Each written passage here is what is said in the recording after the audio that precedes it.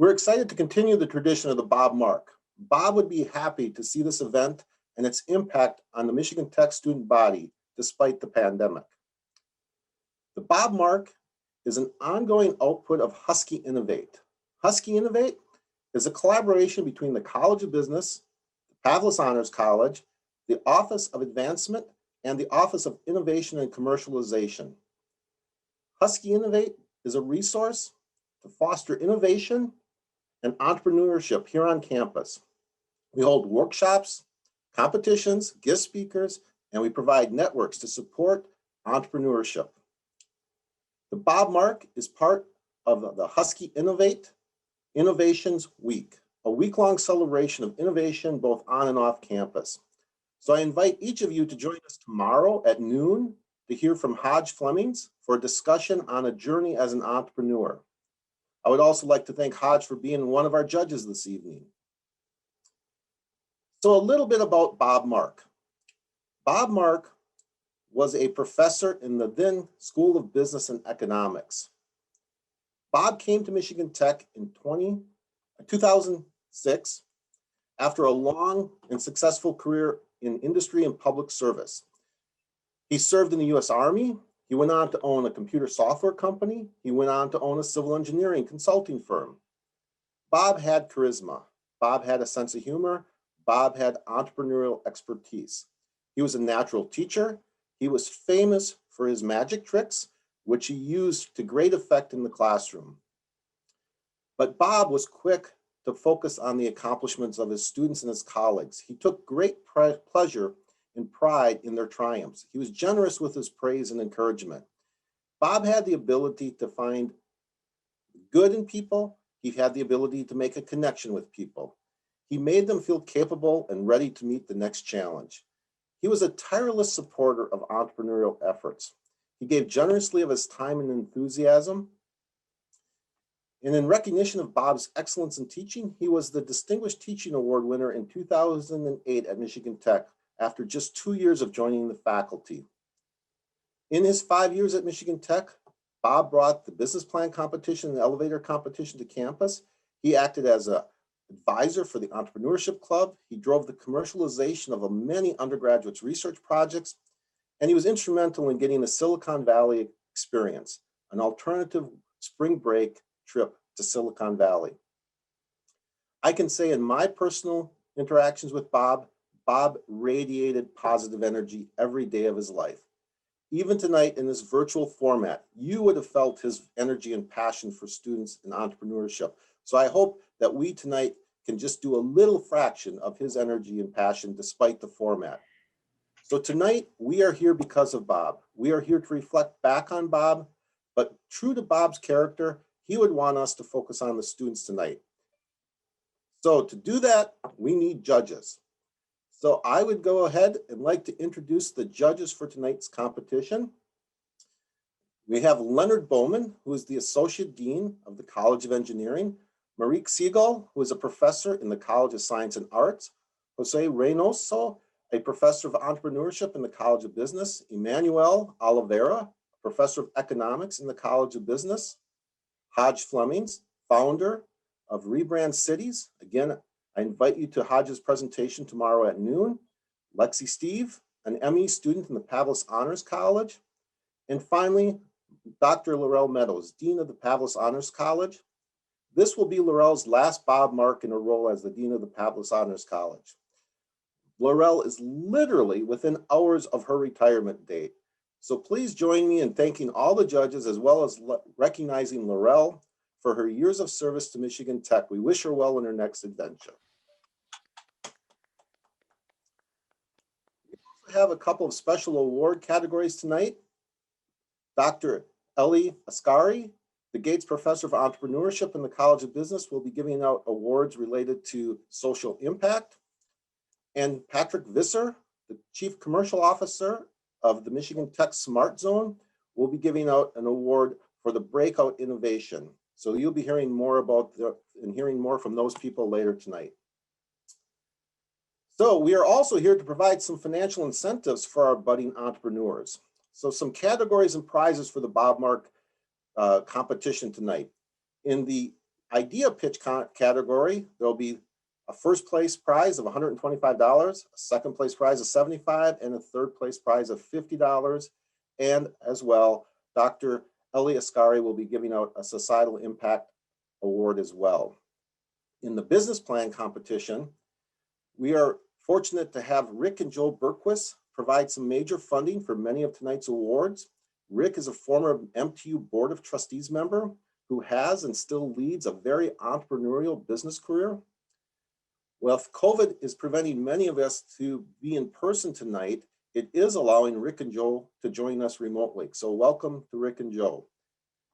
In the business plan in the business model category, there will be a prize of $2,000 for first place, $1,000 for second place, $500 for third place, honorable mention, and one of the best ones is the Audience Favor Award. So I hope you stay around and let your voice be heard for the audience favor.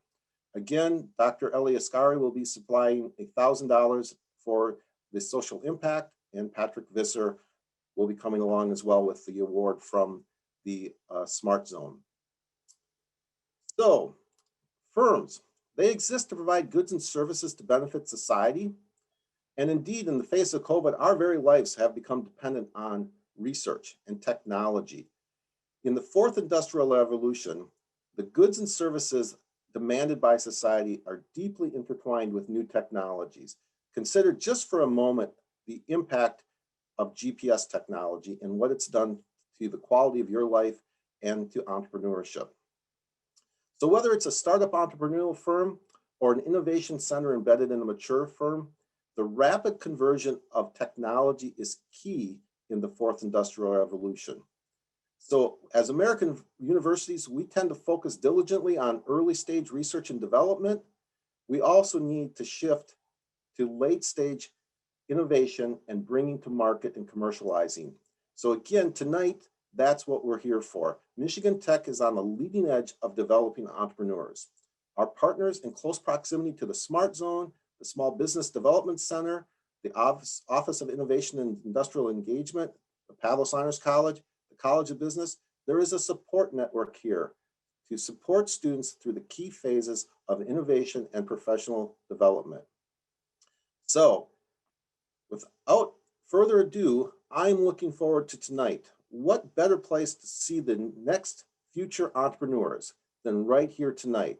So I'm going to go ahead now and hand the stage over to our MC for the evening, Nate Yonner, who will take it from here. Nate works in the Office of Innovation and Commercialization, and he is one of our Husky Innovate partners. Nate? Thank you, Dean Johnson. Welcome, everyone. We're excited to get underway tonight. I'm Nate Yonner, your MC for the evening. We have two categories for tonight's pitch competition, as you heard just a moment ago. First up, we have our idea pitch competition. Our contestants will have 2 minutes to pitch their ideas best they can to our judges, and our judges will have 2 minutes to provide them with feedback. After all of our pitch competition contestants tonight, we have 4 of them. We will take a short break before we transition onto the business model pitch, our main event for the evening. Our contestants will have 4 minutes to present their ideas, and likewise, they will hear from our judges. Excellent. And first up in our pitch category, we have Jordan talking about their 3D modeling application.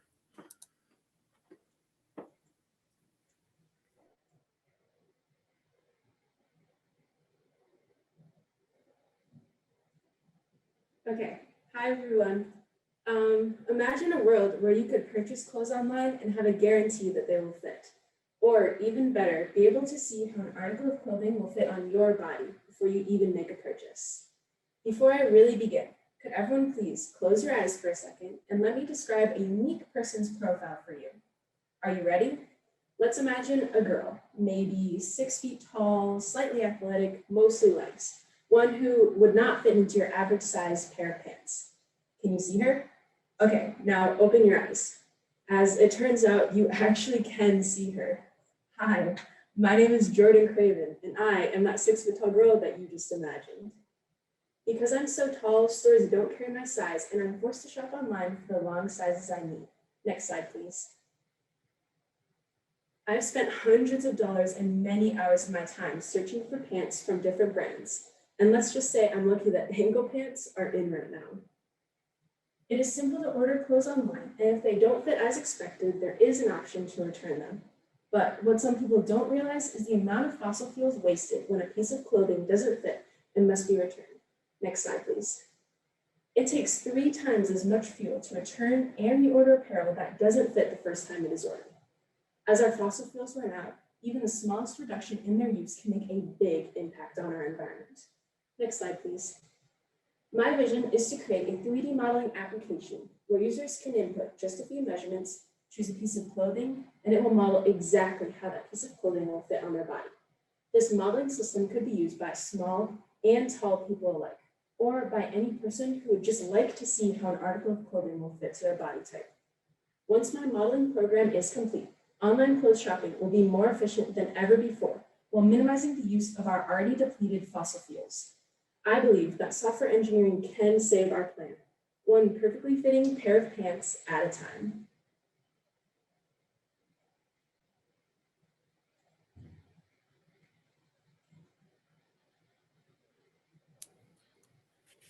Excellent. Thank you, Jordan. I know after all this quarantining and social distancing and staying at home, I'll probably need some new pants to be fitting myself. What do we think, judges?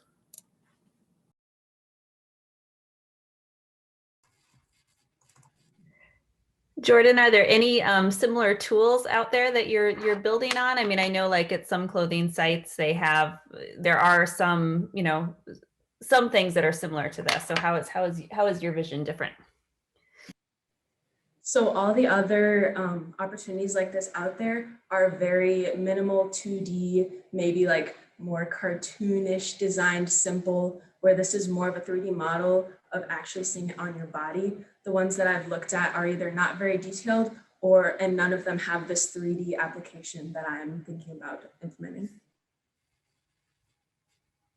Thanks. Well, hi, Jordan, this is Emmanuel. Will your customers need some kind of software or hardware specific to your application, or do they have it already? The idea was to just put it on a web server so you could go online to just a website and put your information in, have your own profile. So you only have to put your information in once, and then you can just pick the articles of clothing you would like. Thanks.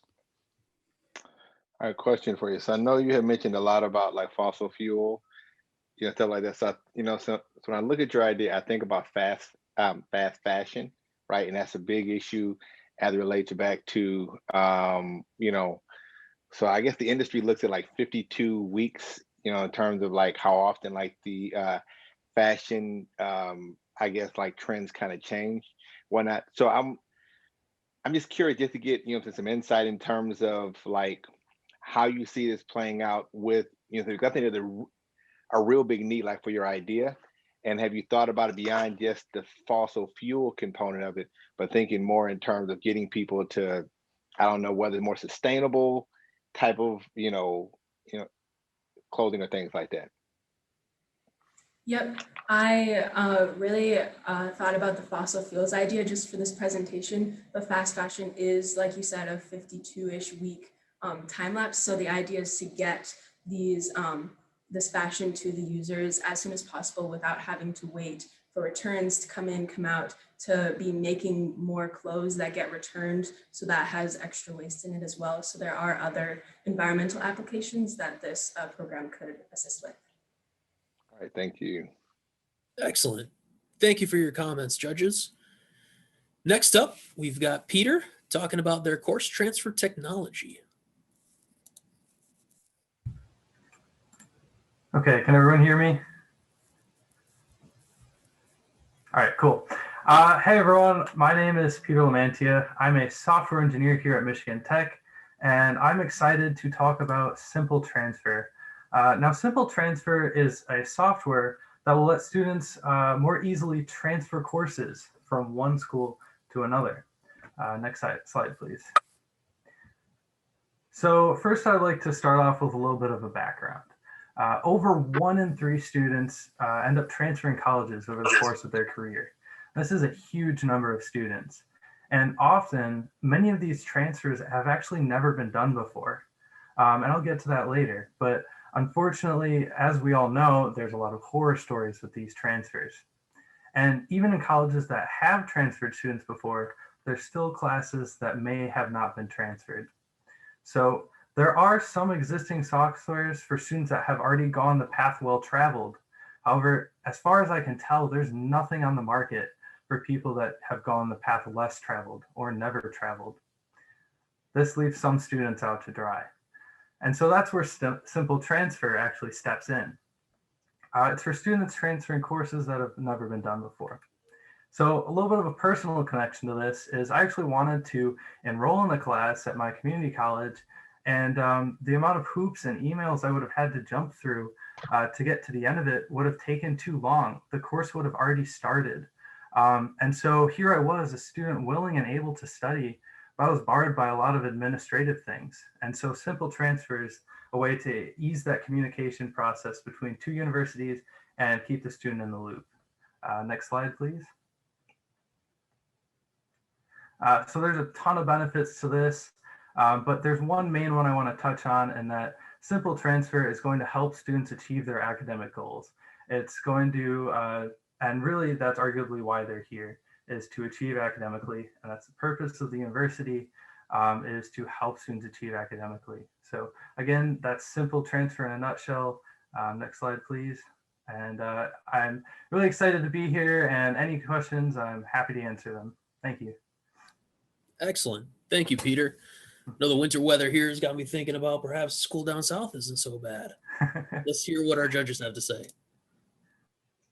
And I am happily enrolled here at Tech. But I have a question for Yeah, go ahead, Haji. Go ahead. Yeah, yes, I have a question. So, so in terms of students transferring, I guess I'm kind of curious to know.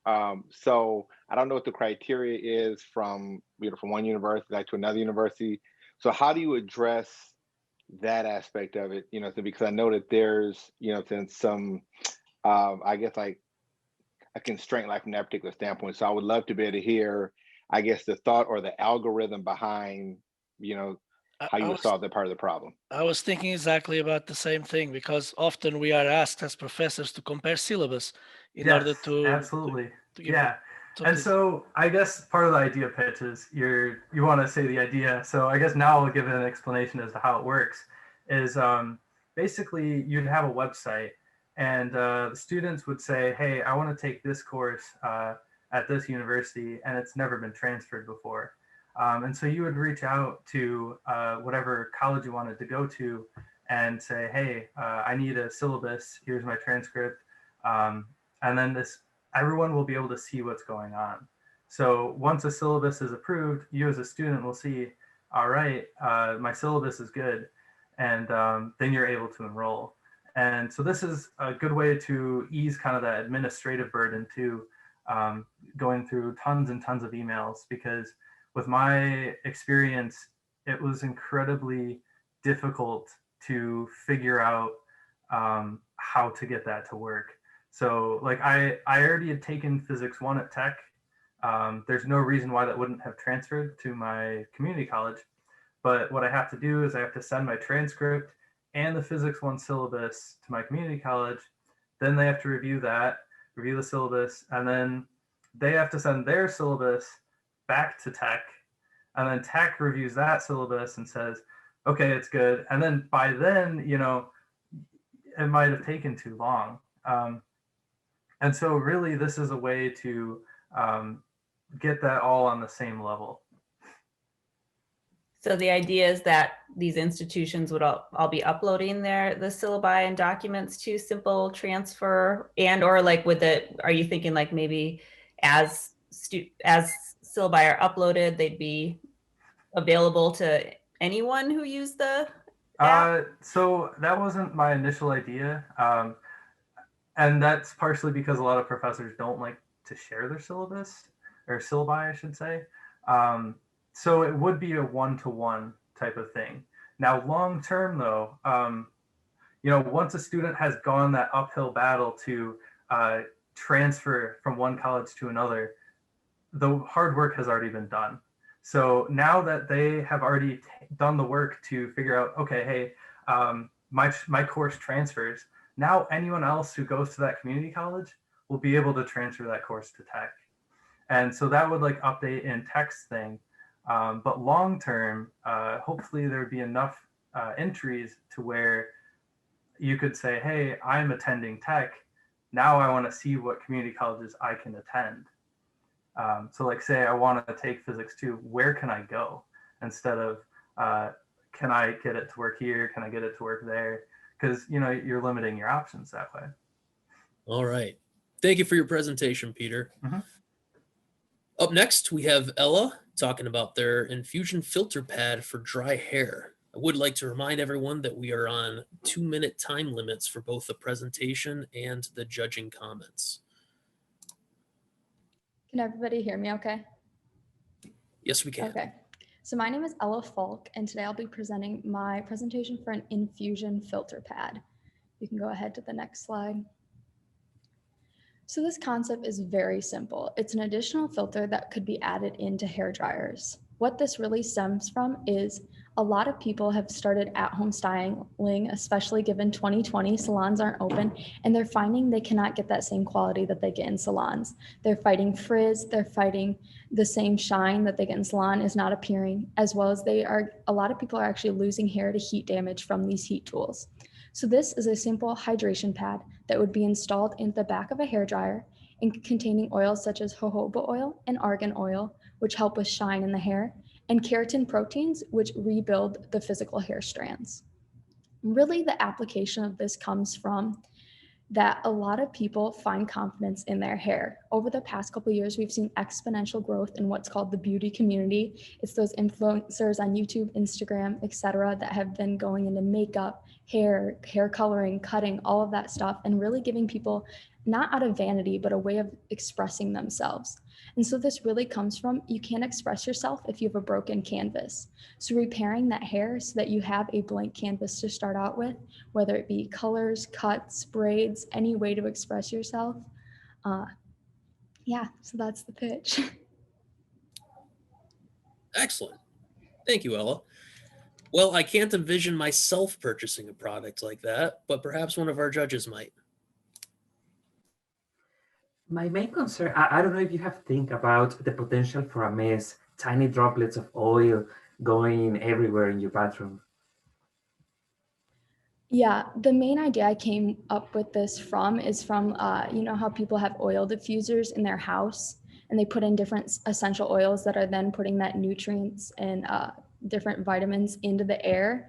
The concept would be the same. So it wouldn't be spewing just out oils. It'd be more of a infusing into the air that's going at your hair, if that makes sense. How long would you have to replenish the oils and waters in the pad? I was looking at trying to develop one that could last at least 2 months. Most people only use their hair dryers, from what I've observed, about 3 times a week through a survey I did for my marketing class. And so I was hoping that it could last that long. Also, just wanted to give a little feedback too. Since I think hair is such a visual thing, one thing I think would be amazing is if for future pitches is to have like a visual of somebody's hair, whether it, you know, I have a 10-year-old daughter and she loves like YouTube videos and people with purple hair and all kind of stuff like that. So, you know, that would also be something just to kind of just make it just a little more like, just to pull people in. So I just wanted to get that feedback. Thank Ella, you. I also noticed on your slide, it looked like you had some future directions that you didn't say anything about. Is there other pads you're considering? Yeah, so I actually developed this as a marketing plan for one of my classes. And so two of the other ones, there's a lot of products. I'm super passionate about cosmetology stuff. So I know the blends of products to make my hair stay in a curled formation or stick straight and not get frizzy with humidity. But what I found is a lot of people don't have the time to research that knowledge like I do. So my hopes is to create two others that would, one, add in like volume and reduce the oils in the hair, and then another one that would act more of like a hairspray and maintain the style. Excellent. Thank you for your presentation. Next up, we have Rachel talking about their smart system for evacuation and drilling machine equipment. Rachel, take it away. Hi, can everyone hear me? Okay, cool. So my pitch is about resonance. It's basically a construction application to go into excavating and drilling rigs. Next slide, please. So basically, when you walk on a construction site, you don't expect to see gaping holes of water from a pipe that just got hit. So a possible solution to this problem would be putting in a little device into a drilling rig or an excavation tool that creates a resonance pitch, almost like what they have in submarine capabilities, but it would be specific to each material that's found on a construction site. So that way, when you're drilling or excavating, you're producing resonance pitches. So that way an operator knows exactly what's underneath them at all times. Steps forward would be taking this to potential stakeholders and getting their inputs about what materials are currently found on construction sites and in drilling. Next slide, please. Current stakeholders would be rental construction equipment companies, contractors, subcontractors, construction equipment design companies, and customers. Next slide, please. So the scope and impact that I think would happen from this would be, it would create a safety factor for equipment users. They would never hit an electrical line and potentially electrocute themselves, since most machines are metal-based. It would help contractors save money on projects, just because they wouldn't have to pay for something that they hit previously buried. It provides a competitive advantage for equipment and contractors with this product, and it creates more consistency in a construction schedule for the customer of the project that they're looking at. So that's my pitch. Excellent. Just within time. Judges, do we have any feedback? What is the current state of the industry? Do you have any major competitors? Sorry, I had a timer going myself. No, currently there actually isn't any equipment out available to the public like this. I've done research about it before, and I know this for a fact because I've worked on 3 different construction projects myself, and each one they've hit something. So it kind of seems to be a standard of every project, you almost are likely to hit something that's buried. Thanks. I have a question. So is there like a certain safety factor, I guess, that you're targeting? I'm curious. I don't know, if there's a certain, I guess, like threshold, which would be, I guess, which would be considered ideal conditions. So I'm just kind of curious about that. Like safety factor as in like using the product itself? Yeah, because I thought on one of the slides, it mentioned something about safety factor, but but it wasn't specific. So so I was just curious. Yeah. So my goal is that it would create a safety factor for operators who are actually in the rigs themselves. Because if you drill through an electrical component, the rigs themselves, since they're metal, won't actually ground.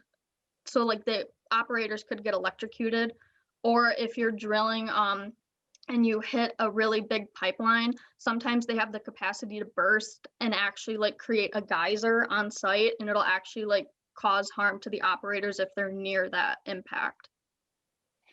Gotcha, so by having the device, it'll help the operators know what's underneath them at all times, so that way they won't hit something that could potentially harm them. Gotcha. So one feedback that I do have is that also too, like when you're doing pitches, also thinking about who the target customer is. So say for instance, so if the customer are the construction sites, or if they're, I don't know if they're cities or whoever like the customer is, so just trying to think about that in terms of being able to secure the bag. all that other good stuff. So yeah. Excellent. Alrighty, folks, we are going to take a brief break here for about 5 minutes, give our judges some time to input their scores before we transition on to the main event tonight, the business model category. So next up, of course, we have our main event of the evening, the business model category. First up, we have Cosmo Trikes talking about their wheelchair DNA business idea. We get to start? Yes, please go ahead. Okay, great. Hello, my name is Cosmo Trikes. Wheelchair DNA is a company, my business. It does already exist. I'll get into that later. Business with purpose is what I say. Next slide, please. This is me, by the way. I'm in a wheelchair, so that's the name. Next slide, please. Last slide, I only talk. So it all starts about 2 years ago, and I will be looking at notes, by the way, but it's just because I'm prepared. I was skiing here at Mount Ripley about 2 years ago, and then before I knew it, I woke up in the hospital and I couldn't move my legs. So then on top of all the obstacles that any student has, I now had a few more. Luckily, I had two indispensable assets, my mom and my dad. So with their help, after my injury, I was able to go to one of the greatest rehab facilities in America. After that, I did a little vacation to Germany. After that, I figured out how to drive. This was all while I was coming back here as a student for a semester. After that, I did a co-op. After 2 weeks after that, I did a study abroad in Australia for 6 months. After that, I came back to Michigan Tech, and that was last fall. So everything that I did, I'm very fortunate because my mom and dad were there to help me figure things out, fix my wheelchair when it would break down. However, not everyone has parents like me. So if you were me and you woke up in the hospital, but you were alone, you didn't have my mom or my dad, where would you start? Hopefully, you'd find Wheelchair DNA. Right now, as the company already exists, it's a website and a YouTube channel, both of which are purely educational. And what I teach on there are things that I wish I knew and things that I had to figure out for myself. Things like transferring, getting onto an airplane, getting off, so on. The vision of this company, of Wheelchair DNA, is to empower wheelchair users to seamlessly climb over obstacles. I believe in a vision-centered business where you start with the vision as the guide and you create your missions, which would be the ideas, which I will be presenting in this pitch exactly.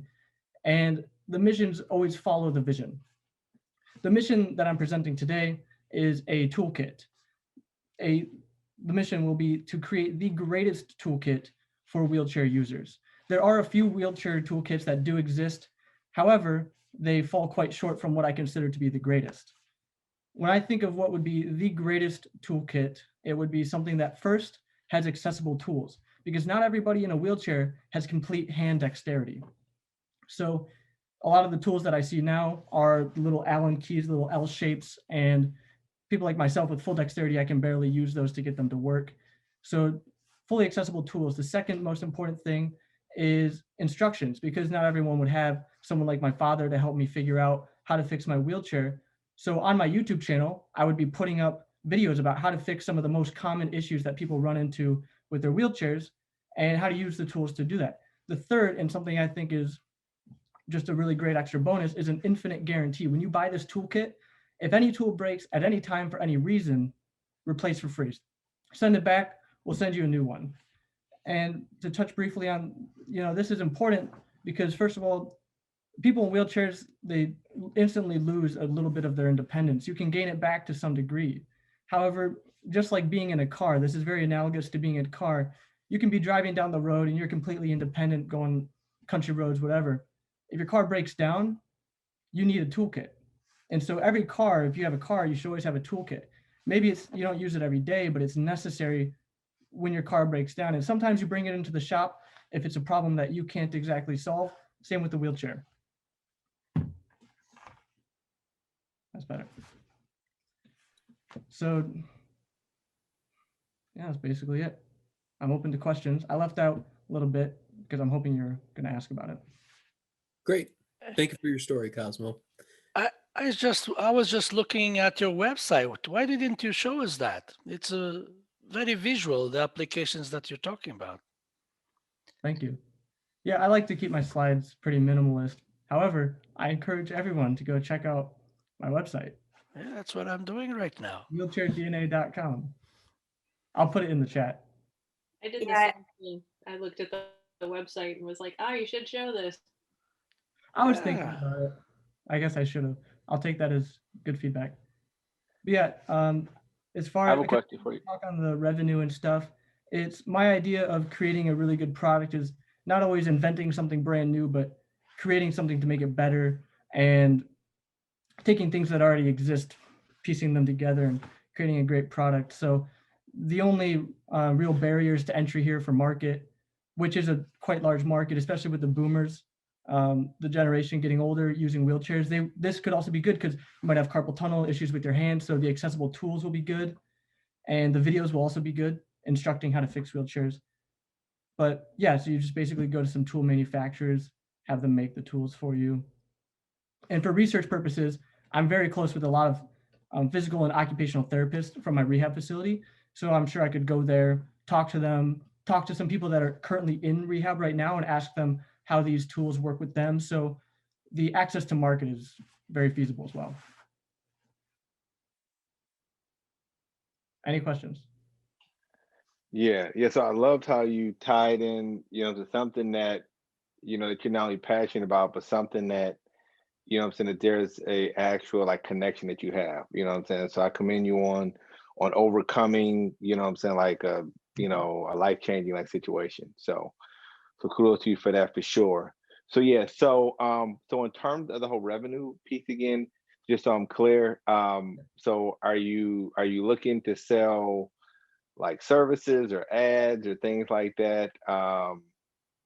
Yes, I'm just kind of curious in terms like the business model, just from a revenue standpoint. Right. So this would be essentially asset revenue where Toolkit would be online, most likely the website that I already have, or Amazon even, because you could do Amazon FBA, fulfillment by Amazon, and then your market, the way you can find them would be easier because everyone searches things on Amazon. Anyway, it would be, you sell a toolkit. As when you go online and you look up car toolkit and you can go to Amazon and buy one, same thing, you look up wheelchair toolkit, go online, hopefully buy the one that I would create.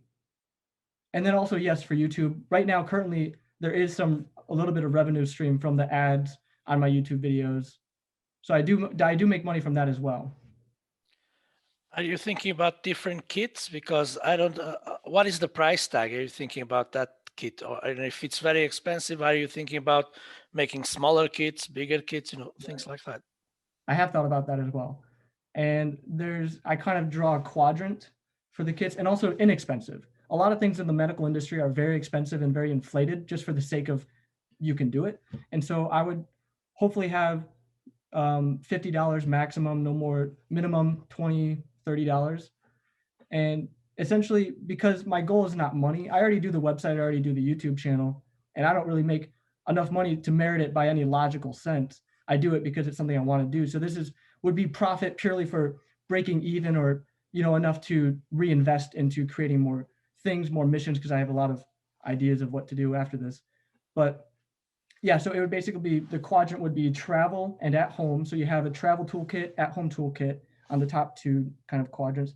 And then along the left side of I'm kind of thinking of like the 7 habits of highly effective people, the quadrant that they have. And it would be accessible and like inaccessible. So some people like myself, I don't actually need accessible tools in terms of hand because I have full hand dexterity. So I could buy a travel kit, which would be less tools, and an inaccessible one, which would be kind of like the bottom left quadrant if you think about it. And then the top right quadrant would be accessible and at home. So it would have more tools in it. All of them would be accessible. I hope that made sense. Yes, thank you. Great. Thank you for your presentation, Cosmo. Yep, absolutely. Thank you. Next up, we have Mitch talking about their Copper Country Camper Company. Hello, can everyone hear me all right? Perfect, glad to hear that. Well, I'm excited to introduce myself. I'm Mitchell DeLong, and I'm representing the Copper Country Camper Company.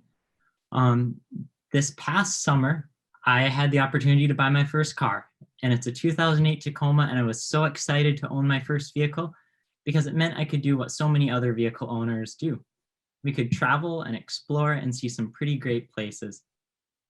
However, I realized that getting down the road, there are some challenges, especially as a college student trying to travel on a budget and explore some beautiful places. So that led me to wonder how we could use our vehicles as accommodations during travels to avoid the most expensive parts of trips, which is, of course, staying in hotels or different places. So at the moment, our options are pretty limited. You could buy a camper, but the price tag on them is astronomical and they're typically pretty harmful to vehicle suspension.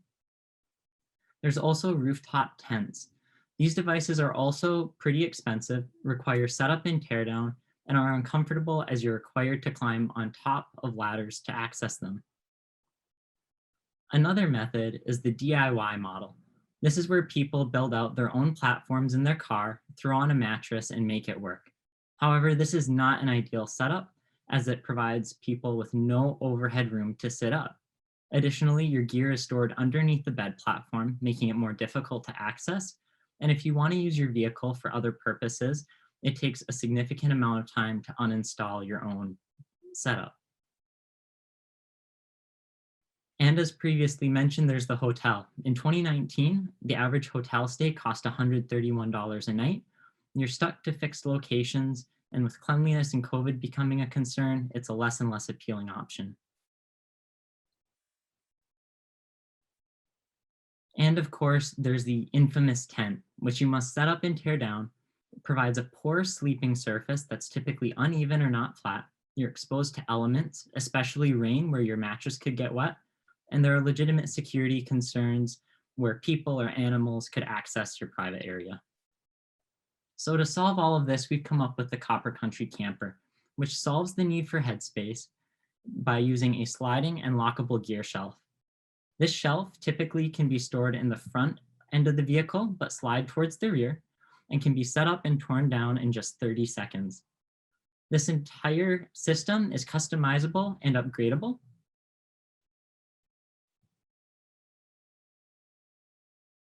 So why is the Copper Country Camper Company the best? Well, we come in with the low price point of just $400.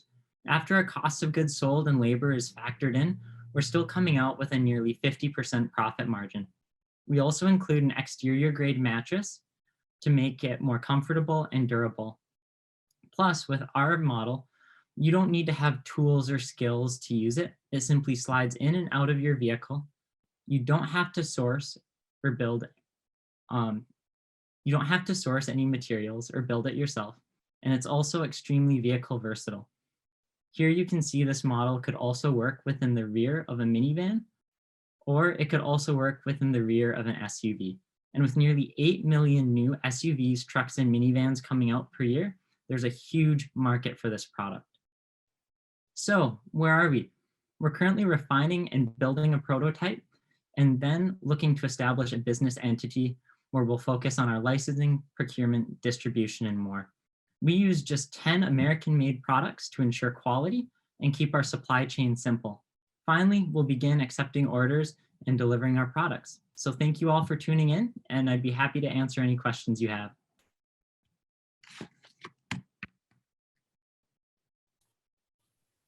Excellent, thank you. What do our judges think? Well, I like how you, What was that? no, go ahead. I was just going to say, what's your sort of target market or demographic for this? Because it does seem like, when you say, campers are harmful to suspension or whatever, like the people who want to camp in a camper are not going to switch over to this, right? Because they want the space and they want the convenience, right? So who are you going for here? So there's several target markets for this audience. For example, people who are in a tent strictly for budgetary reasoning may wish to convert to this system, as it allows them to have a hard roof and shelter over their head, and they don't have to deal with the long setup and teardown times associated with tent camping. Additionally, there's a number of people with conditions that would lead them to want to camp inside rather than outside. For example, let's say you require a CPAP machine to sleep. A tent might not be an appealing option because it's not weatherproof enough. However, when you're within a car, it's a much safer option that would allow you to use that device without risk of it failing due to getting wet or whatnot.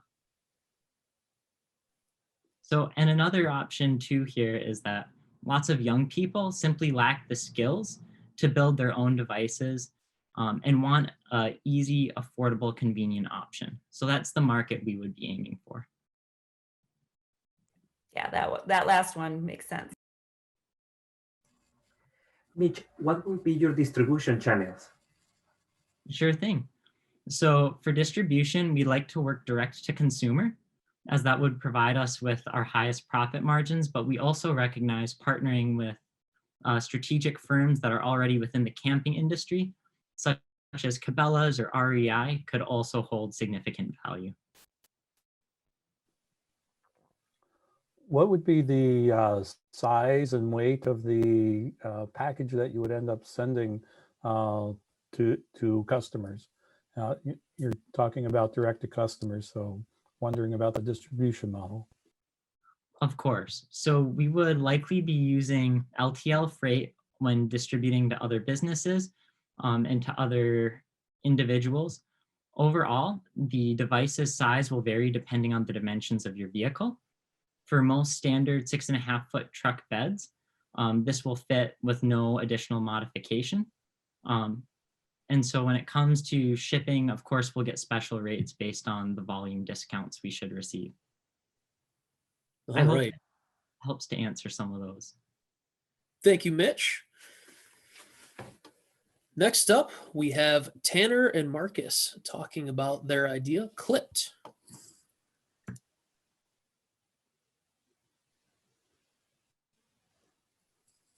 Awesome. You ready, Marcus? Oh yeah, I'm ready, Tanner. Okay, let's go for it. My name is Tanner Sheehan. I'm Marcus Amrucciola. And we're both fourth-year chemical engineers. And avid nappers. Our product is Clipped. Lisa? Okay, let's get into it. We're both chemical engineers. We wanted to explain our business with the fire triangle. In the top left, you can see it takes fuel, oxygen, and heat to start a fire. So what is our fuel? Our fuel is our problem. Let me tell you a story. Last month, I woke up in the middle of the night with my top sheet down by my feet. I pulled it back up, went back to bed. What happened? I woke back up and my top sheet was back by my feet. And I wasn't the only one with this. I'm not the only one with this problem. There's millions of active sleepers around the world. And there's professional settings such as hospitals and hotels that would love to serve their customers this way. And then mothers would really like to help their children. What is the ignition source to this problem? The ignition is our product in our business, Clipped. Clipped is a small, comfortable, light, soft clip that clips on your comforter to your top sheet and the top of by your shoulders, so it holds the comforter and the top sheet together. And what does this make? It makes profit. This is the fire we've got. Woo, hot. Can't be sleeping on that. Lisa? Let's get into more of the business model. We've got two paths here. We've got licensing and venturing. And on the right side, I'm going to talk right now about the path to market, the timeline. We've finished a prototype. And in the next couple of weeks, we are hoping to apply for our provisional patent application. This makes us patent pending for 1 year and allows us to reach out to licensors and manufacturers and have conversations under non-disclosure agreements to go through this marketing campaign for a year to talk about and figure out where we can go with this product. So let's talk about our revenue streams. We've got two options. If we license it, we're going to think about the industry standard royalty rate of 5% of the profits. Or if we do venture it ourselves, then we'll take all that profit. And then we're looking at prototyping. We've been doing prototyping all the time. We're looking to keep going, and we're using 3D printers, just metal workers. We're kind of finding the best way to do it. This is a unique problem. We've got clips that hold your comforter down. We've got clips that hold your top sheet down, or your fitted sheet down to the bed. I'm sure you've seen that before. But there's nothing that holds your top sheet to your comforter up by your shoulder, so you can pull it up and easily do that. And then we use big box online TV sales for distribution networks. And let me get into more why this is a problem. I forgot to say it the last slide, but this is a problem because if your top sheet is down by your feet, then it's uncomfortable. Some people are uncomfortable about it. You can get cold in the middle of the night. It wakes you up. It takes longer to make your bed in the morning. And overall, you'd rather have it up there. So Marcus, why don't you tell us more? Lisa? Thanks, Tanner. So sleep is important. I think we can all agree on that. In general, the United States tends to agree on that. The total available market size for bedding and bedding products is $79 billion. That was back in 2019. It's projected to reach $95 billion by 2024. Our serviceable available market is 46 billion. So 58% of bed users actually use a top sheet and a comforter. So that's our market, and Clip will take a percentage of that. So Clip is a cheap $7.99 solution, a durable solution rather, that you can clip on your bed. We intend to manufacture 2,000 by year end and 20,000 by the end of next year. We want to manufacture for $3 and profit around $3 per unit. We really want this to be made in the United States. That means quite a bit to us. And I think this quote by Lynette Stahl, she's a mother of an 18-year-old active sleeper, really summarizes this product. She says, if it's easy to use and keeps my bed neat, I think it's a great product and I would use it on all my beds. Lisa? So overall, this product will be designed to be easy to manufacture and cheap to ship. It solves a simple yet relevant problem that plagues many people, some of which don't even know that they have these issues. And lastly, with more market research, this product could be marketed very efficiently to those who have the problems. And lastly, this idea is weeks away from a patent pending application.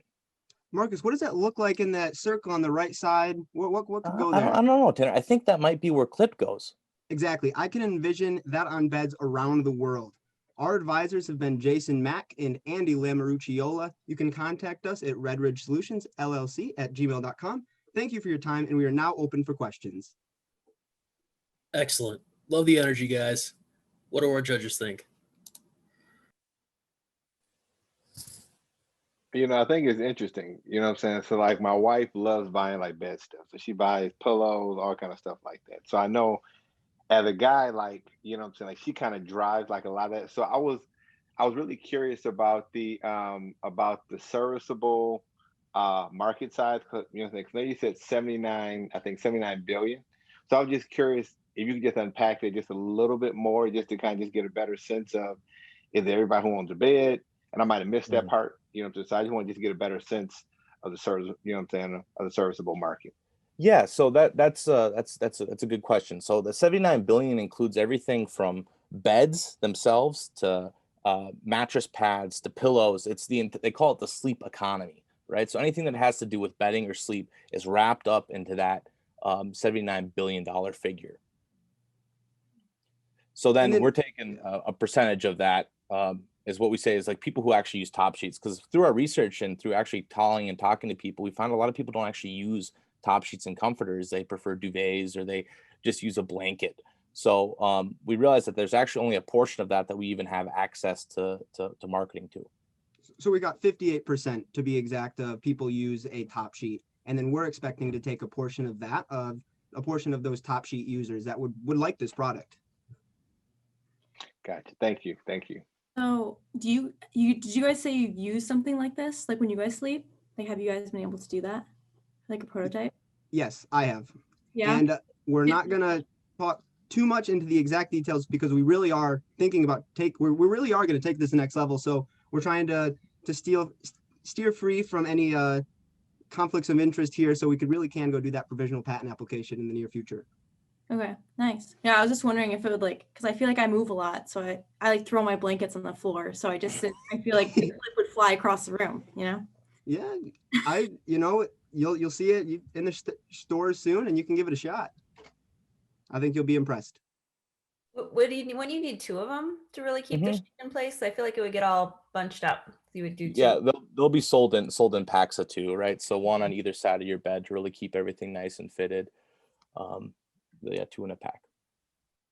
I was going to mention that your quote actually says that the person values the fact that it leaves the bed neat, which might be another marketing option for you.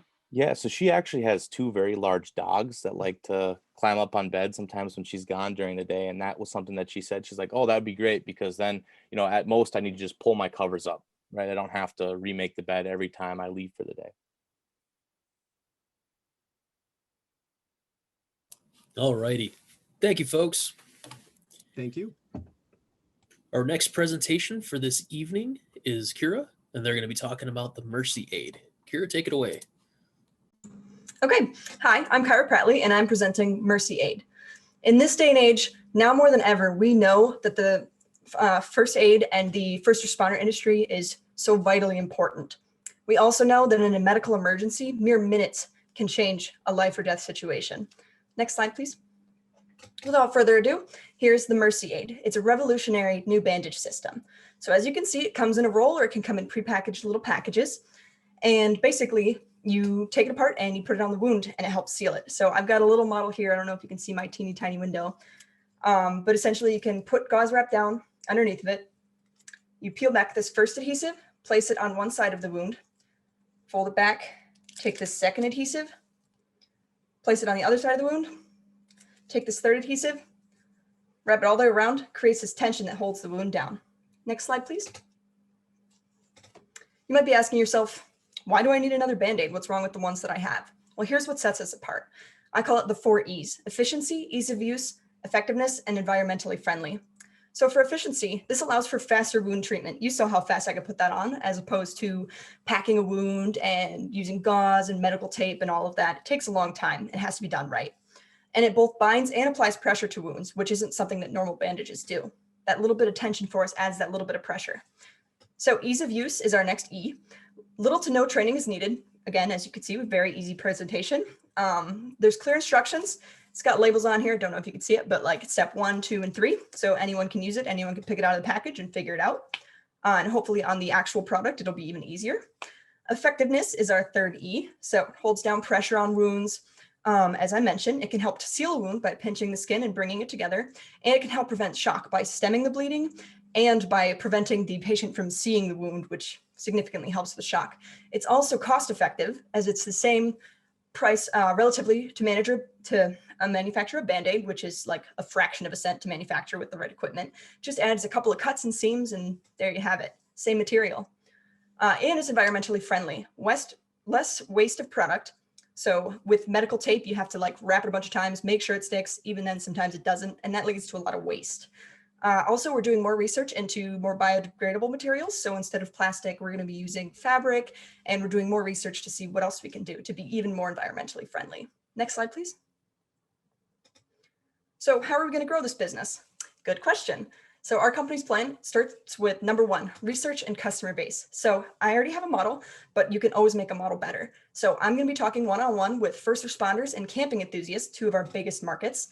And I'm going to be getting feedback from them, what they like about the product, what they don't like about the product, and kind of work the model from there. Then we're going to start the process through FDA, through the FDA approval system.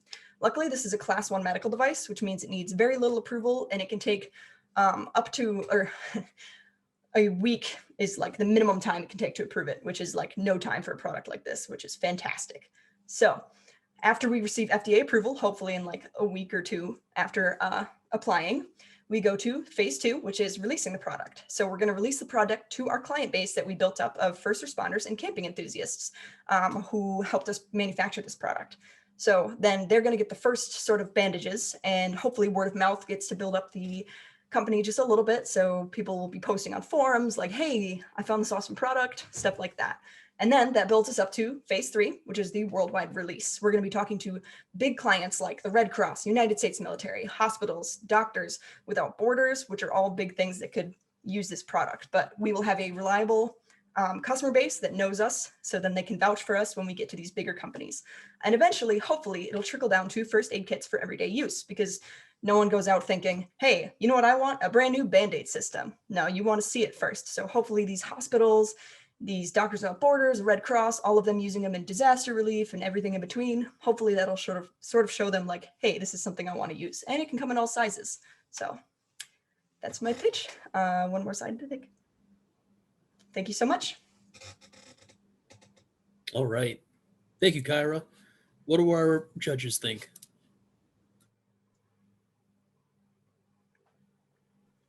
Kyra, very good presentation. Who have you been working with at TAC to develop like the prototype? I have not worked with anyone at Tech to develop the prototype at this time. This little prototype that I have is made of sports tape. Obviously not going to be my final design. I want a stronger adhesive, stuff like that, but I'm looking to work with someone on it. Okay, thank you. Have you thought about manufacturing at a large scale? what are your options? Where are you thinking of manufacturing it? Okay, that's a really good question. I'd like to work with a bigger company if possible, just sort of like go into it with maybe like 3M or Johnson & Johnson, someone like that that has the equipment, but also with even just like Googling how to make a Band-Aid, you can buy the big machines that they use to make them for just a couple $1,000s, which is crazy. So I'd like to have like a full scale operation, but you can always start small with these machines. So. I have a question for you. I'm a brand guy, so I know when I think about Band-Aids, I just think about like, like brand recognition. And I think like I see Johnson & Johnson, so I automatically think about that. So, so I'm just curious just to get your thoughts in terms of kind of, have you thought about like that aspect of, just because I know that that's something that, that kind of resonates with customers. Ideally, that's something I would really like to do, is work with them. But if I can't get their attention, I can't, whatever, work with them. That's part of the reason for going into business at the start with these camping enthusiasts and with first responders. So it sort of gets brand recognition from them. So like it'll build a customer base slowly. Of course, it's not going to be like, hey, Mercy Aid, I know that company at first, but hopefully over time, if I can't get into terms with 3M or Johnson & Johnson, whatever. So. All right. Thank you for your presentation, Kyra. Next up, we have Renit talking about focus.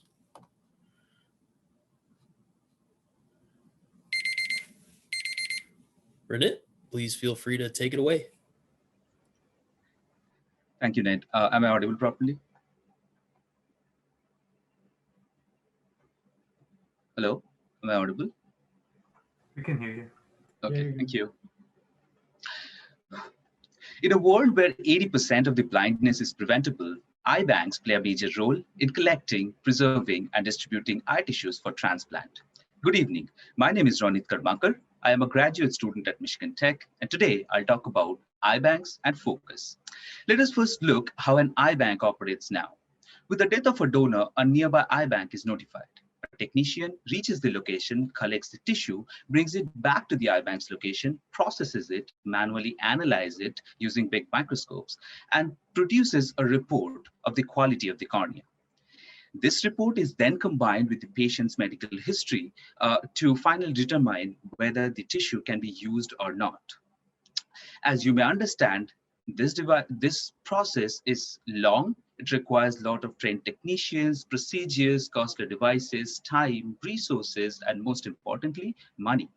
On an average, eye banks spend between $1,500 and $4,500 per donor. And as it turns out, about 40% of the collected corneas are unhealthy for preserving. Too much, right?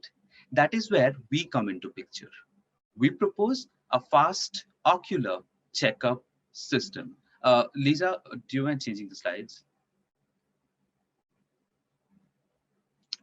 In short, focus. Focus is a small set of lenses attachable to any smartphone to capture corneal images. These images can then be analyzed by our AI-powered mobile application to get the corneal health. It does not require technicians to harvest the tissue beforehand, and our proprietary technology reduces the upfront cost, reduces the overall process and cost involved. For the lens system, we will charge about $10,000, and for the software, we will charge $200 per donor. This pay-as-you-go kind of a model reduces the upfront cost, making our device easily adaptable.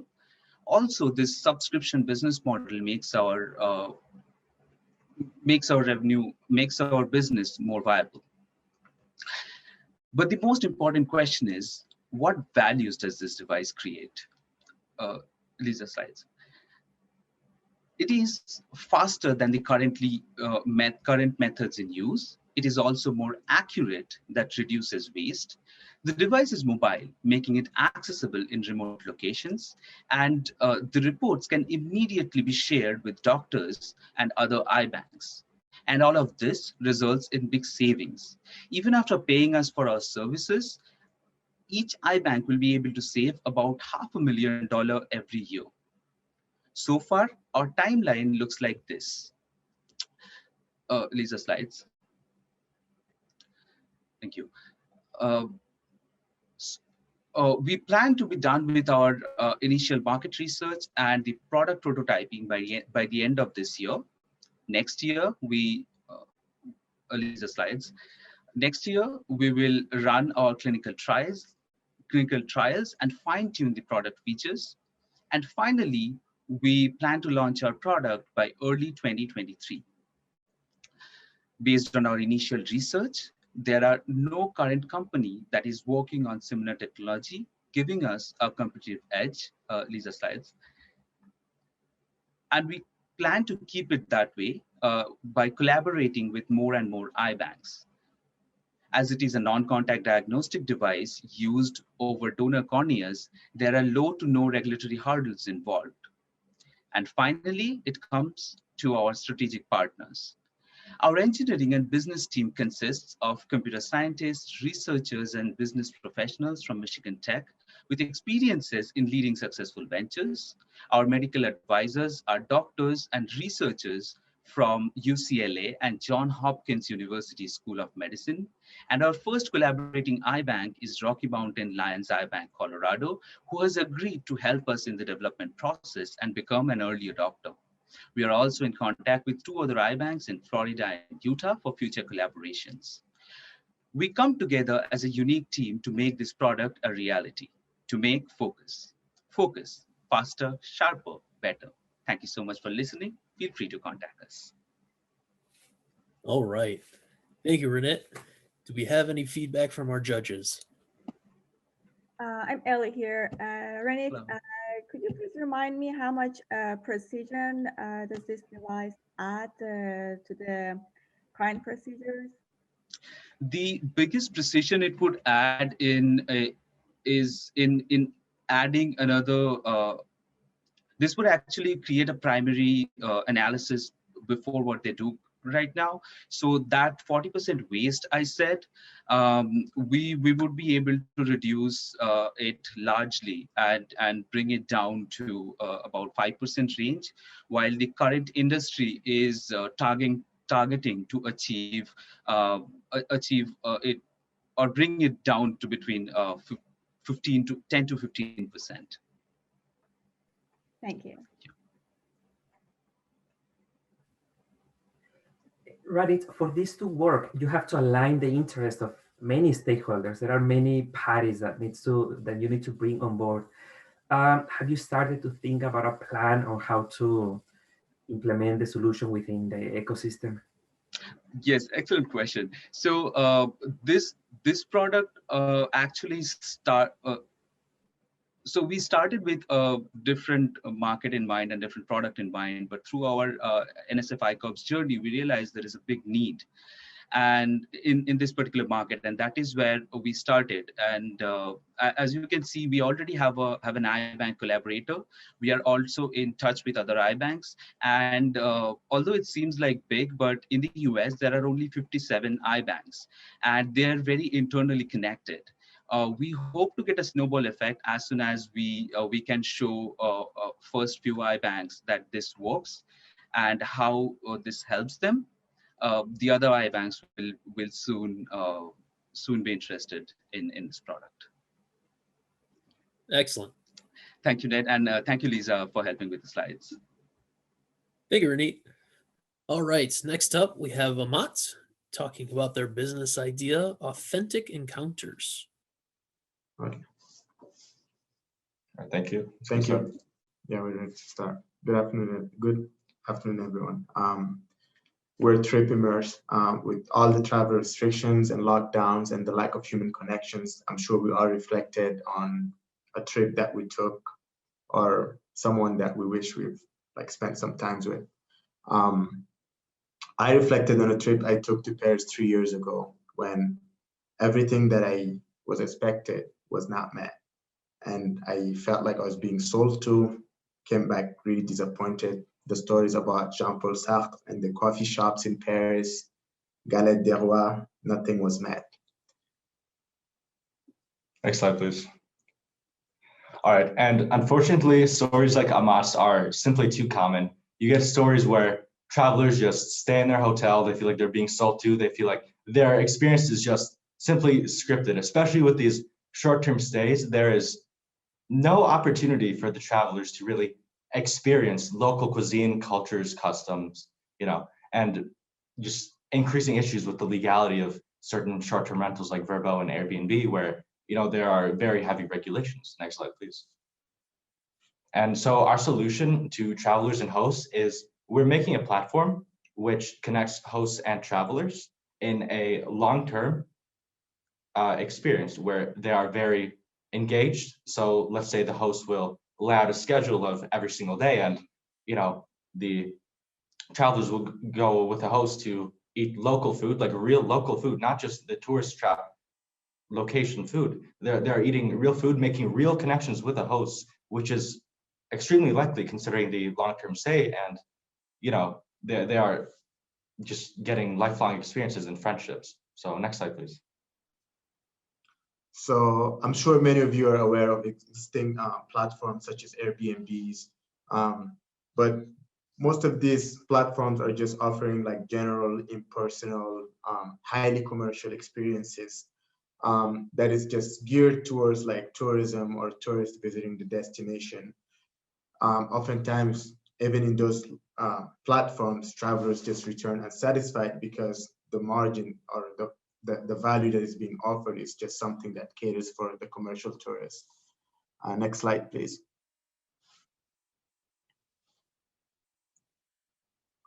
How are we different? We're trying to provide unique experiences that will create lifelong partnership and relations among hosts and travelers. Our commission-based models allows hosts to make a living doing what they love, crafting phenomenal connections. We plan to reveal the hidden gems of cultures and connections that you don't get in a typical vacation experience. Next slide, please.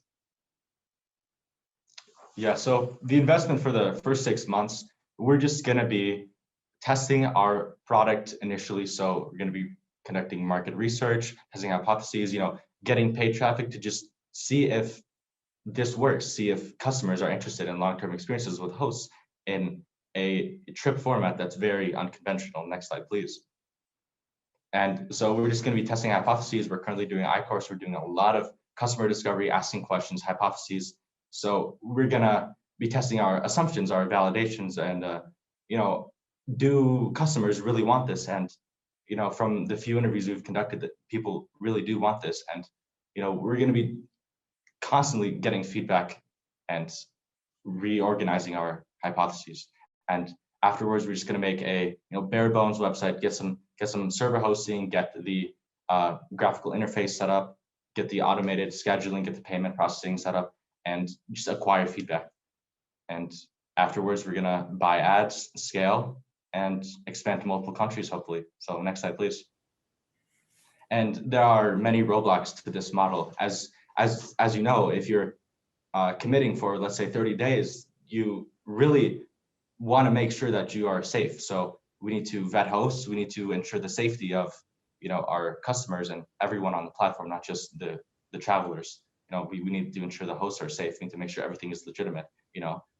We need to make sure that everything is legal. Like, let's say, for example, Airbnb is getting fined up to $600,000 if they don't stop operations in Barcelona. So we need to, with this model, sort of challenge the regulations and see if this is legal in every country. And we will have to do this at a case-by-case basis as we scale. And another cost is just the cost of the data and the paid advertising that we need to grow, basically. So next slide, please. And thank you for listening, and we appreciate any questions and any feedback. So. And we also want to mention that cross-cultural exposure through travel would create condition for checking conscious and unconscious biases. Yep. Excellent. Thank you for your presentation. Judges, do you have any comments, feedback? You said this was for long-term accommodations. What is your definition of long-term? So long-term accommodations, it would be, let's say, 30 days plus, where you either live with a host or live with a host family or with a community.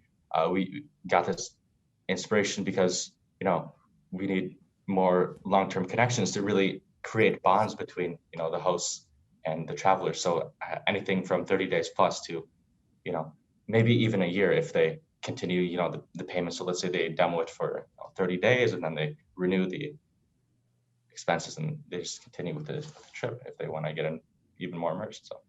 And we're also targeting emerging touristy destinations where we see that there is a growing trend in the traditional tourist destinations, a disconnect between locals and tourists. So we're trying to make sure that we're bridging that gap. And who would be your customers? Who, what is the demographic that you're shooting for? So our customers would be either, so in the United States, would be people that are just seeking to experience authentic experiences among the diverse cultures that are present here. Overseas, we're targeting emerging touristy destinations, places like Morocco, Croatia, Barbados recently, that is also offering like generous travel packages to American tourists that are willing to go to Barbados. So instead of just going to a destination away from home and just living with those, we're trying to also get to offer that local experience. Have you seen the Like a Local Guide site? I'll put it in the chat. It's different than what you're talking about a little bit, but you might find it useful to look at if you haven't. But it's the premises that locals in these cities would give, you know, guided tours and stuff. So it has some aspects of what you're talking about. Yep. So I just wanted to throw it out there as a potential. Yeah, it's thank you for the research. It's very helpful, but we're not really considering like local tour guides. We're considering like relationships by living with a family or with a community. And so this is not just, you know, a week stay and you, let's say Airbnb experiences, you're there for, I don't know, like a few hours a day and you have to, you know, find another Airbnb experience or just do the same experience. This is, everything is laid out for you. And you know, so it's a bit different from that. So thank you for that resource. I will definitely take some notes on that. I was wondering, Yeah, I want to jump. Oh. What was, can I, what is the estimate? Imagine that you have some, let's use the US as a reference. And you're saying it's long stays, right? Yep. So what is your estimate of how much you charge an individual to, for example, sleep in a room of a family, right? Okay. $5,000 per month? We are at time, folks. If you could keep your answer to 15 seconds. Around that. Yeah. Check also couch surfing. That's, well, for shorter stays, but it's a similar idea. Yeah. All right. Thank you for your presentation. Our final presentation for this evening is Hunter. They're going to be presenting their idea, Recirculate. Hunter, if you're ready. Hi, everyone. I'm Hunter Malinowski, and my business idea is called Recirculate. Recirculate is the future of sustainable fashion. We aim to take old t-shirts and upcycle them into something new. Next slide, please. Recirculate works by first sourcing materials. When customers decide that they would like to upcycle their old t-shirts, they are able to ship their shirts to us with a shipping label provided by us. Then, the shirts are upcycled into a new garment through a combination of crochet and sewing. On the left of the slide, there is a sample prototype, which is a cardigan. Lastly, the garments are resold to the consumer, creating a circular supply, hence our name, Recirculate, as we are focused on recirculating old materials. Next slide. Recently, there has been a large shift in fashion, largely due to social media, where people are encouraged to avoid fast fashion and rather make a switch to sustainable, slow-made fashion due to the poor working conditions and environmental ramifications of fast fashion. An average consumer throws away 70 pounds of clothing every year. That's a lot. What if you could turn your old clothes into a new garment without creating any new material? That is what Recirculate offers. Furthermore, Recirculate pieces are unique. Each piece is one of a kind, from the materials used to the garment created. Lastly, it's sentimental. I get it, t-shirts are sentimental. I personally have bins and bins worth of t-shirts, but every time I go to get rid of some of them, I can't. It feels like I'm throwing away memories. With Recirculate, you can feel safe knowing where your t-shirts are going. Next slide. Now, there are already some options out there for repurposing old t-shirts. One very popular option is the t-shirt blanket. While it preserves the memory of the t-shirts, it's quite frankly not very aesthetically appealing. Another option on the right is the t-shirt dress. However, if customers are anything like me and have accumulated many years of gymnastics t-shirts, they're simply not cute enough for the t-shirt dress. I hardly know anyone who has enough cute t-shirts to create a whole dress. Rather, to make a t-shirt dress, the company has to source vintage shirts themselves and often pay more for the cuter shirts. Now, enter Recirculate. Recirculate works even if your shirts are ugly, like a lot of mine are. Now, if you have cute t-shirts, don't be turned off either, as designs can be adapted to feature the cute designs from your t-shirts. Next slide, please. So in the first stage of Recirculate, customers send in their old t-shirts specifically for the custom garment they are purchasing. T-shirts are then reworked by hand into new garments. Then the new garments are then shipped back out to the consumer. For stage 2, instead of sending in t-shirts specifically for the garment they're purchasing, donors send in shirts in exchange for a store credit. This allows larger volumes of garments to be produced. The garments produced are no longer crocheted by hand, but rather knitted using a circular knitting machine, which is only about $90 and lowers the amount of time it takes to produce a garment, therefore lowering labor costs. And then customers purchase the pre-made garments from our website. And then stage 3, it's very similar to stage 2, with the addition of additional sourcing of materials, possibly from centers that receive large amounts of donations that they don't necessarily do anything with, and additional workers to help create the garments. Recirculate, because sustainable fashion is the future. Thank you. Excellent. What do our judges have to say? I'll say I love the idea. Like, like I'm a fashion guy. You know what I'm saying? So I like product. So, so I love the pitch. I would also think about, if you guys are making stuff that people love, and I try to focus on things that like I only want to buy stuff that I love. So, but I guess the question that I do have though is so the product that you're making, I mean, I'm assuming that there's a certain number of products, but is it unisex? Is it, because it looked like the outfit was more feminine than masculine. So I'm curious, is it a unisex option? Is it a male and then a female option? So I'm just kind of curious about that. Yeah, the main audience that I was targeting is women, mostly like 16 to 25, because that's who I've been seeing on social media driving the change towards sustainable fashion. If there was enough interest in it, I think a unisex option would definitely be possible. It's just not something I had thought about. Great. Yep. I like very much the sustainable aspect of the business. I think that's the most valuable characteristics. But I see a problem shipping back and forth clothes from the donors. I'm suggesting an alternative. Many companies such as Goodwill have, after a period of time, excess inventory, and they just sell it or give it for free to people who cut it down and sell it as racks to manufacturing companies. So maybe you can tap into these supply chains and get your product very, very inexpensively, even for free, and save on some shipping costs. Yeah, that's what I was thinking for stage 3. And I do think if I was able to talk to them and get that worked out, that would definitely be a great option. Thank you.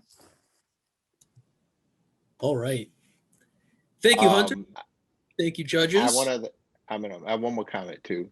Also to think about the social good opportunity. So I would look at the Times model as well too. So in terms of them like giving product away, like for every shoe that's purchased. So I don't know if there's something in that space, just something just to think about. Yeah, that's great. Thank you. Yeah. Excellent. All right, so that was our final presentation for this evening. We will have a quick 5-minute break to allow our judges to tally their votes. And at 7:14, we will be back with the announcements of who has won which category. We'll see you guys then. All righty, folks. Looks like we are ready to announce our winners for this year's Bob Mark competition. First up, I believe we have the idea pitch category. Excellent. And I believe We'll be announcing third place first.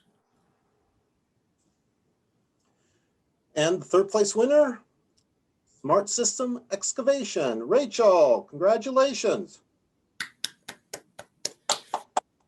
Congratulations, Rachel. Thank you. All righty. And in second place this evening in the idea pitch category, we have. Drum roll, please. Infusion Filter Pad, Ella. Thank All righty. you. Congratulations. And the first prize this evening, I believe goes to, I know it goes to, definitely goes to 3D modeling. Jordan, congratulations. Woo! Congratulations. And finally, in the idea pitch category, we have the Social Impact Award. Ellie, are you going to announce that? Yes, sure. So the award goes to Rachel for the smart system for excavation and drilling. All right. Thank you. Excellent. Congratulations again, Rachel. Congratulations. Moving on to the business model category. In third place this evening, we have. Are you going to do the audience favor honorable mention first, though, Nate? I'm sorry. Audience favor first. I think this one lacks a little suspense since you all probably saw the poll results, but nevertheless, congratulations, Mercy Aid. Kira? Thank you. Congratulations. Well done. Excellent. Well done. Next, we have our honorable mention. Honorable mention goes to Clipped, Tanner, and Marcus. Thank you. Thank you. Sleep well. All right, now we're on to our third place. Third place goes to Recirculate, Hunter. Thank you. Well done. Next, our second place awardee. Second place, Mercy Aid, Kira. Congratulations. Thank you so much. Excellent. And in first place for your business model category, we have. Focus, Ranit, congratulations. Congratulations. Congratulations, Renee. And good luck. Thank you. All right. And our social impact award for the business model category. So we'll have run it for focus. Wow. Thank you. Another one, huh? All right. And our final award for this evening, the Breakout Innovation. Okay, thank you, Nate. Before I announce our winner, I just want to wish Laurel Meadows all the best in her retirement. Really enjoyed working with you, Laurel, and thank you for all you've done with the Smart Zone collaboration. And so we want to announce the $1,000 award from MTech Smart Zone for the Breakout Innovation. And this year's winner is Hunter with Recirculate. Congratulations. Thank you. Well done, Hunter. All right. Well, I want to congratulate all the participants tonight. I hope you will all remember the night that you presented in the Bob Mark. You're all winners in our book. From the students to the audience to the judges, I would like to thank everybody for participating in tonight's event. It was a pleasure to have Bob Mark's family here, including his granddaughters. So girls, go tell your parents you get some ice cream before bed tonight.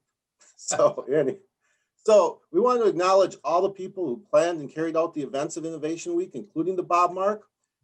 These are the people behind the scenes that really create the idea and generate the connections. So thank you once again to Laurel Meadows and Mary Raber and the entire Pavlis Honors College team, John Lanenan and the entire College of Business team, Jim Baker and the entire team at OIC. It's their vision and their passion and planning that causes Innovation Week to be a success. Special shout out to Laura and Vienna and Becky for all the work they also did behind the scenes and making all this run so well. And last but not least, the person that you've seen here a few times, a big shout out goes to Lisa Casper. She invested hours and hours and hours to make all of these events a success. So thank you very much, Lisa. I want to wrap this up. I hope we see you all tomorrow for Hodge's presentation on a journey as an entrepreneur.